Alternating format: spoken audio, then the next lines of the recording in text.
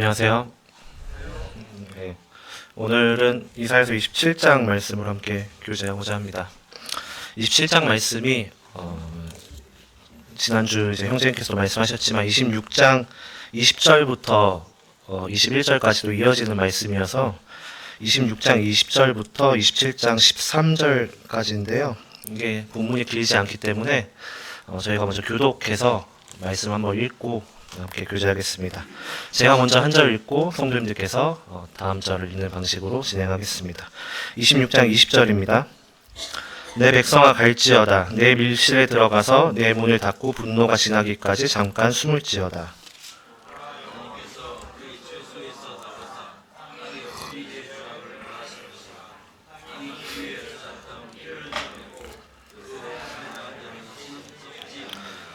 (27장 1절입니다) 그날에 여호와께서 그의 견고하고 크고 강한 칼로 날랜 뱀 리오야단 곧 꼬불꼬불한 뱀 리오야단을 벌하시며 바다에 있는 용을 죽이시리라.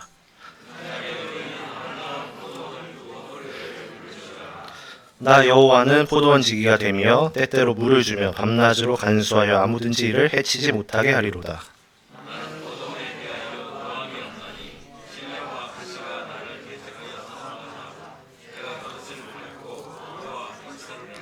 그리하지 아니하면 내 힘을 의지하고 나와 화친하며 나와 화친할 것이니라.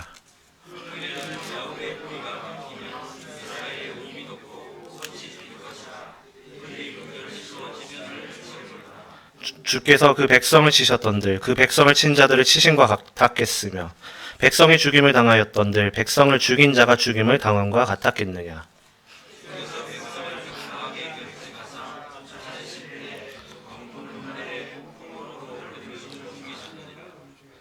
야곱의 불의가 속함을 얻으며 그의 죄 없이함을 받을 결과는 이로 말미암나니 곧 그가 제단의 모든 돌을 부서진 횃돌 같게 하며 아세라와 태양상이 다시 서지 못하게 함에 있는 것이라.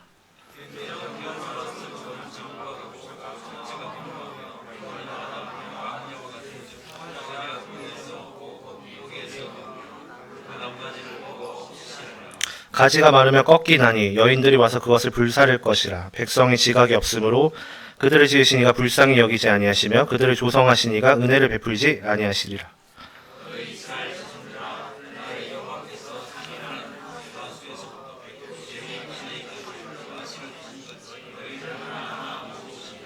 그날에 큰 나팔을 불리니 아수르 땅에서 멸망하는 자들과 애굽 땅으로 쫓겨난 자들이 돌아와서 예루살렘 성산에서 여호와께 예배하리라. 네, 오늘 본문 말씀이고요. 이사야서 말씀을 전체적으로 한번 살펴보시면 13장부터 24장까지는 이 열방에 대한 심판이 나옵니다. 바벨론, 압수르, 모압, 다메섹, 애굽, 바벨론, 에돔, 두로 그리고 온 땅에 이르기까지의 하나님의 심판에 대한 메시지가 13장부터 24장까지 나오게 되고요. 25장부터 27장까지는 노래의 책이라고 불리기도 하고 또 어떤 데서는 소묵시록, 소계시록이라고 불리기도 합니다. 심판, 즉 대환란 가운데서 건짐을 받은 이스라엘 백성들의 이 찬양과 노래가 담겨져 있는 곳이 바로 25장부터 27장까지의 말씀입니다. 오늘은 그 세 장 중에 마지막 장의 27장 말씀으로 함께 교제하려고 합니다. 이사야서에는 그날이라는 단어가 참 많이 나옵니다. 그날. 그날은 혹은 주의 날, 혹은 여호와의 날이라고 불리기도 합니다.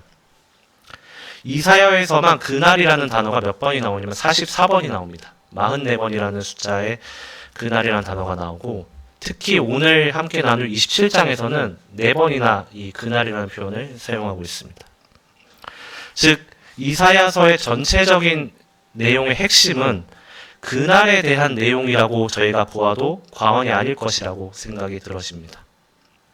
그날에는 하나님께서 이 세상을 향한 진노가 쏟아지는 날이 될 것이고 또 반면에 심판에서 살아남은 이 이스라엘의 남은 자가 다시 하나님께로 돌아올 날이 될 것입니다. 그리고 또한 이것은 하나님께서 이스라엘 백성들에게 약속하신 그 약속을 이루는 날이 될 것이라는 것이 바로 이 27장의 내용입니다. 그리고 사실은 이것이 전반적인 이사야서 말씀의 주요 내용이라고 볼 수 있을 것입니다. 1절부터 조금씩 한번 살펴보겠습니다. 그날에 여호와께서 그의 견고하고 크고 강한 칼로 날렘 뱀 리오야단 곧 꼬불꼬불한 뱀 리오야단을 벌하시며 바다에 있는 용을 죽이시리라. 우리에게 굉장히 낯선 단어가 나옵니다. 리오야단. 영어로 레비아탄이라고도 불리는데요. 이것은 그 당시에 바다에 산다라고 생각되던 어떤 거대한 동물, 뭐 어떤 사람은 또 악어를 표현했다라고도 이야기를 합니다. 고대 사람들은 이 바다에 어떤 리오야단이라는 어떠한 괴물이 산다라고 생각을 하고 있었고, 또 이 괴물은 이 세상에 혼돈을 가져오는 어떠한 생물로 이해를 하고 있었습니다. 또한 서구 문학에서 이 리오야단은 이렇게 표현이 되어졌습니다. 타락한 세상, 또 뭐 혼돈과 관련된 세력, 하나님의 적대적인 세력 등 어떠한 부정적인 요소로 많이 쓰였고, 또 어떤 이 사단의 힘을 가지고 있는 상징적인 어떠한 동물로 표현이 많이 되어져 있었습니다. 1절에서 하나님께서는 그 날에 이 하나님을 대적하였던 모든 세력들을 하나님의 칼로 멸하실 것이라고 말씀하고 있습니다. 그런데 이 세력만 멸하시는 것이 아니라 누구도 같이 멸하실까요? 그 리오야단에게 굴복하여 하나님을 떠났던 사람들도 하나님께서는 그날에 함께 심판하실 것입니다. 오늘날 우리 주변에도 리오야단이 있습니다. 바다에서 살고 있나요? 아니죠. 이 리오야단은 여러 방법들을 통해서 우리들로 하여금 하나님을 찾지 못하게 만들고 있습니다. 디모데후서 3장 1절에서 5절에 이런 말씀이 있습니다. 너는 이것을 알라. 말세에 고통하는 때가 이르러 사람들이 자기를 사랑하며 돈을 사랑하며 자랑하며 교만하며 비방하며 부모를 거역하며 감사하지 아니하며 거룩하지 아니하며 무정하며 원통함을 풀지 아니하며 모함하며 절제하지 못하며 사나우며 선한 것을 좋아하지 아니하며 배신하며 조급하며 자만하며 쾌락을 사랑하기를 하나님 사랑하는 것보다 더하며 경건의 모양은 있으나 경건의 능력은 부인하니 이 같은 자들에게서 내가 돌아서라. 오늘날 너무나 많은 세상의 지혜들이 있습니다. 그리고 그 지혜들은 어떻게 세상을 살아가야 할지 말해주고 있습니다. 오늘날은 이 지혜를 얼마나 내가 가지고 있는가에 따라서 어떠한 부의 가치가 달라지기도 합니다. 다시 말하면 세상에서 어떻게 똑똑하고 어떻게 부유하게 살아갈 수 있을까를 사람들로 하여금 고민하게 하고 있습니다. 그런데 그것의 시작은 무엇이고 끝은 무엇일까요? 시작은 남을 짓밟고 더 높은 곳으로 올라가고자 하는 어떠한 마음과 욕심에서 나올 것입니다. 그 끝은 무엇입니까? 시기와 다툼, 허무함, 공허 끝에는 이 하나님의 이 책망과 심판이 기다리고 있습니다. 오늘날 우리 주변에 둘러싸고 있는 이 리오야단은 굉장히 큰 힘을 가지고 있는 것처럼 보입니다. 우리의 삶을 에워싸고 있고 우리의 삶을 흔들려고 하는 것처럼 보여집니다.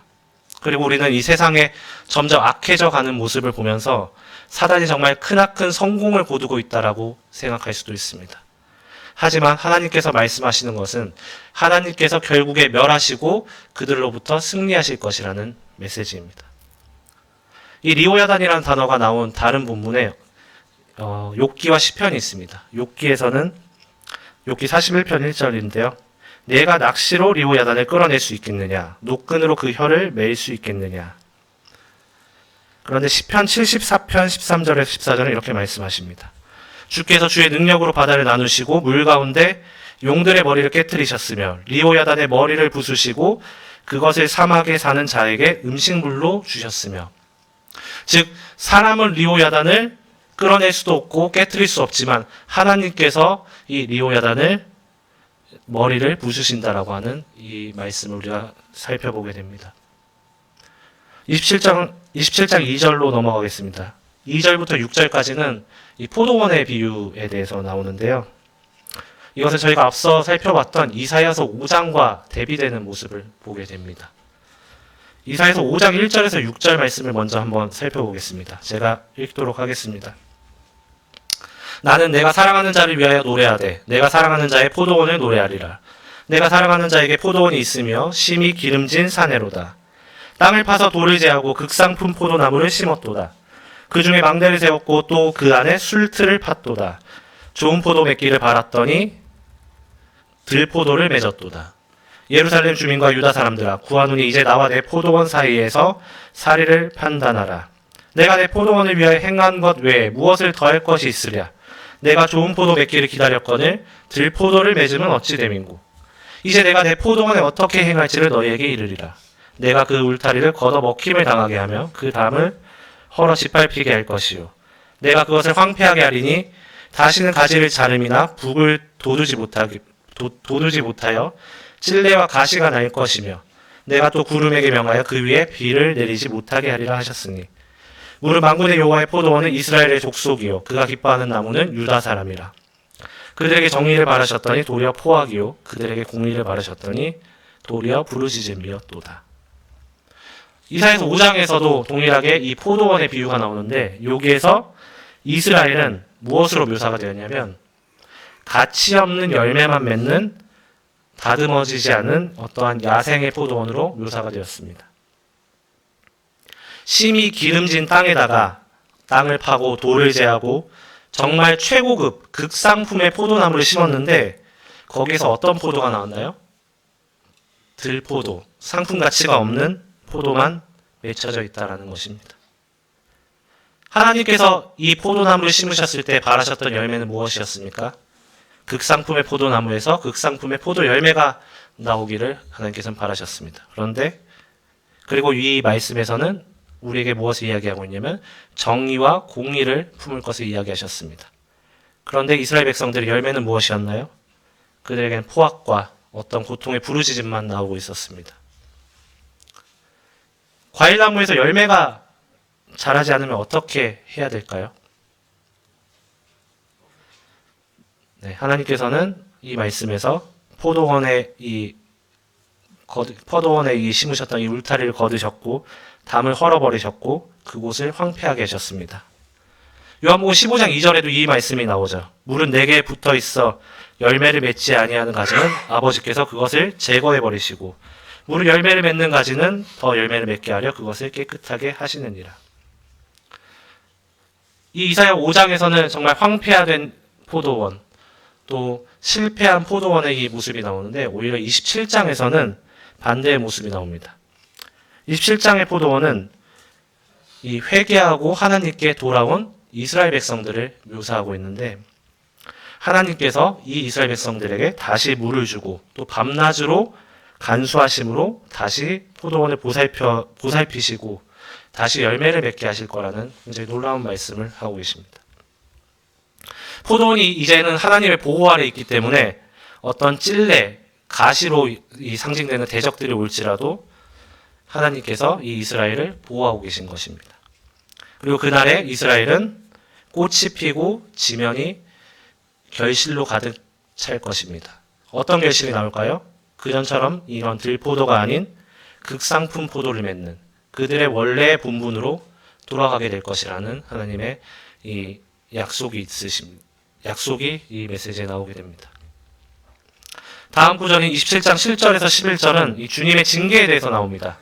주님의 징계에 대해서 나오는데 저희는 여기서 이 주님의 또 크나큰 사랑을 보게 되어집니다. 하나님께서는 들포도를 맺은 이스라엘 백성들을 어떻게 하셨나요? 황폐한 가운데 놔두셨고요. 또 환난 가운데 두셨습니다. 하지만 이것은 하나님의 백성이기 때문에 내리는 징계였습니다. 히브리서에서 하나님의 징계에 대해서 우리가 잘 알고 있는데 거기서 이렇게 말씀하시죠. 주께서는 그 사랑하시는 자를 징계하시고 채찍질하신다고 하셨습니다. 하나님의 징계의 목적은 그들이 하나님께로 돌아오기를 바라는 것이지 그들이 멸망하기를 원하시지 않으십니다. 저희 자녀들이 지금 자라고 있습니다. 이 자녀들이 저는 지금 너무나 사랑스럽기 때문에 어떤 징계할 마음이 전혀 생기지 않습니다. 근데 분명히 이제 자라나다 보면 그들도 이제 어떠한 잘못을 할 거고 저도 그들에게 어떤 적절한 징계가 필요할 것입니다.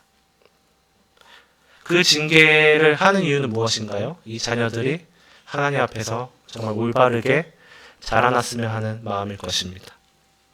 그런데 그렇다고 그것이 저의 자녀들에게 와서 저희 자녀들을 때리고 해치는 사람들에게 제가 그 자녀들에 대한 마음과 동일한 마음을 품지는 않을 것입니다. 이것이 하나님의 마음이었던 것입니다.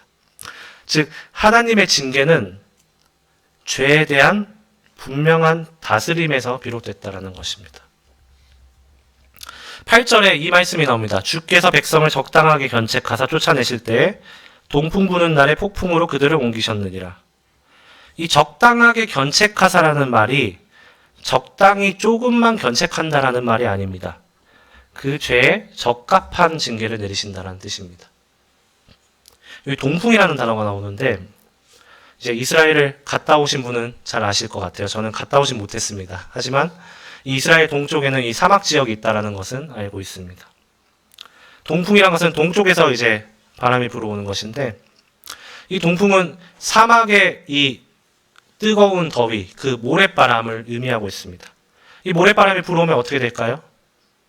이 곡물이나 또 어떠한 기르는 가축이나 또 사람에게도 피해를 주겠죠. 즉, 이 성경에서는 하나님의 심판을 나타내는 이 상징으로 쓰였습니다. 그런데 하나님은 이 동풍에 더해서 폭풍으로 그들을 다스린다라고 말씀하고 있습니다. 언제까지 하나요? 9절 말씀을 참조해 보시면 그들의 우상숭배의 근원이었던 아세라와 태양상을 이루고 있는 모든 돌이 부서져서 다시는 서지 못할 때까지 그 징계를 내리시겠다라고 말씀하십니다. 이제는 나의 구주가 이 아세라와 태양상이 아니라 오직 창조주 하나님이시고 이제는 내가 하나님의 통치 아래서 살겠다라고 고백하며 이스라엘 백성들이 돌아올 때까지 하나님께서는 그들을 다스리겠다라고 말씀하고 있습니다. 그리고 그것은 이 하나님께서 이스라엘 백성들을 향한 이 사랑으로부터 비롯되었다는 것을 알 수 있습니다.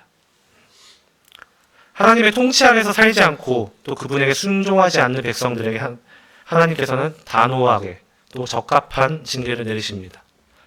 하지만 하나님께서는 이 심판을 통해서 죄를 용서하시고 또 하나님께로 그들이 돌아오길 바라십니다. 오늘날 우리에게도 우리가 하나님의 통치 가운데 벗어날 때 하나님께서는 이런 적당한 징계를 내리십니다. 가장 슬픈 사실은 무엇이냐면 저 역시 마찬가지입니다. 우리가 삶을 살아가면서 이 리오야단에게 눈이 가리워져 있다 보니까 하나님께서 지금 징계를 내리시고 있는데 그 징계를 깨닫지 못하고 있을 때가 참 많다는 사실입니다. 징계 가운데 우리는 어떻게 해야 됩니까? 하나님 말씀 안에서 자신을 비추어 보여야 될 것이고 또 회개하고 나의 죄를 고백하고 주님과의 관계를 회복해야 될 것입니다. 또 자신을 살피고 죄를 고백함으로써 하나님께 돌아가야 될 것입니다. 마지막 12절부터 13절까지는 이 하나님의 약속과 소망이 나타나고 있습니다. 너 이스라엘 자손들아 그날에 여호와께서 창이라는 하수에서부터 애굽 시내에까지 과실을 떠는 것 같이 너희를 하나하나 모으시리라. 징계 가운데 돌아온 이스라엘 백성들을 그날에 하나님께서는 큰 나팔을 불어서 그들을 모두 모으실 것이라고 말씀하고 있습니다. 그날의 이스라엘 백성들은 열방으로부터 모여들어서 예루살렘에서 주님을 예배할 것이라는 하나님의 이 놀라운 약속과 소망을 말씀하고 계십니다. 이사야서 27장을 다시 한마디로 요약하자면 무엇일까요? 환난 가운데 남았던 이 이스라엘 백성들에게 대한 하나님의 회복과 또 그날에 하나님께서 펼치실 이 왕국의 백성으로 그들을 다시 모으실 것이라는 이 하나님의 큰 언약과 소망을 말씀하고 있습니다.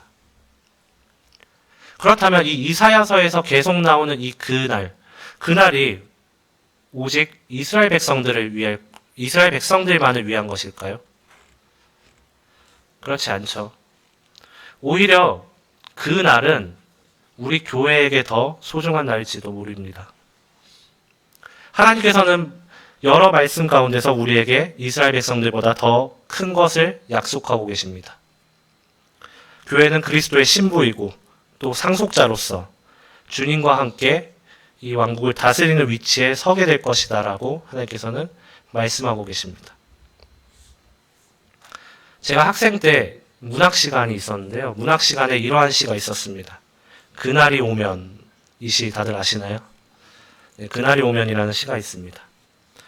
이 시는 일제강점기 시기에 이 조국의 독립에 대한 열망을 나타낸 시입니다. 이 시를 한번 읽어보면 정말 그 당시 사람들이 얼마나 그날을 애타게 기다렸을지 너무나 상상이 갑니다. 그런데 우리는 이 이사야서 말씀을 통해서 또 여러 말씀을 통해서 그날에 대한 말씀을 굉장히 많이 보게 됩니다. 그런데 우리는 얼마나 그날을 소망하고 기다리고 있는가라는 질문을 제 스스로 좀 던져보게 되었습니다. 하나님께서는 이스라엘 백성들만 포도원으로 부르신 것이 아닙니다. 우리가 잘 아는 요한복음 15장 1절부터 5절까지 포도나무의 비유가 있습니다. 나는 참 포도나무요 내 아버지는 농부시라. 하나님께서 친히 농부가 되셨습니다. 하나님께서 농부가 되신 포도원은 어떻습니까? 이사야서 5장에 말씀하신 것처럼 우리에게도 동일하게 하나님께서는 포도원 지기가 되어서 스스로 물을 주시고 또 밤낮으로 간수하시고 아무도 이 포도나무를 해치지 못하게 하시고 있습니다. 이 포도원에 어떠한 찔레나 가시가 들어올 수 없습니다. 또 그리스도께서 포도나무라는 의미는 또 무엇입니까? 이 포도나무에서는 오직 극상품의 포도만 열릴 것이라는 이야기입니다. 포도원이 준비되어 있고 너무나 극상품의 포도나무가 있습니다. 그런데 그 극상품의 포도가 열리지 않는 경우는 무엇일까요? 요한복음 15장 말씀 우리가 잘 아는 대로 그 가지가 나무에 붙어있지 않을 때일 것입니다. 가지가 나무에 붙어있지 않으면 아무리 땅이 좋아도 아무리 나무가 좋아도 극상품의 포도가 나올 수가 없는 것이죠. 즉 오직 그리스도에게 붙어있을 때만이 우리는 들포도가 아닌 우리의 본분인 극상품의 포도를 맺을 수가 있습니다. 가지는 스스로 열매를 맺을 수가 없죠. 오직 농부의 돌봄 그리고 좋은 포도나무에 붙어있는 가지에서만 좋은 열매가 나오는 것입니다. 그리스도 예수께서 친히 우리의 모퉁이 돌이 되셨기 때문에 우리는 우리의 할 일은 오직 하나입니다. 이 모퉁이 돌인 그리스도에게 붙어있는 것.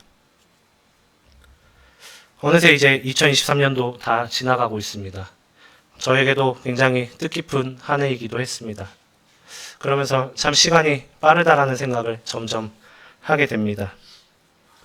이제 2024년 또 한 해가 오고 있습니다. 2024년에는 정말 저와 성도님들이 이 리오야단의 수많은 계략 가운데서 오직 그리스도에게 붙어 있으므로 들포도가 아닌 우리가 맺어야 할 극상품의 포도를 맺는 아름다운 한 해가 되길 소망합니다. 또한 우리와 함께 붙어있는 다른 가지들이 참 많이 있잖아요. 여기도 있고 또 정말 많이 있습니다. 이 가지들을 위해 다른 성도들을 위해 기도하고 돌아보는 한 해가 되길 소망합니다. 마지막으로 오늘 이사야서 27장에 나오는 그날, 이 그날을 저희가 진심으로 소망하는 한 해가 되길 기도합니다. 네, 이상으로 마치겠습니다.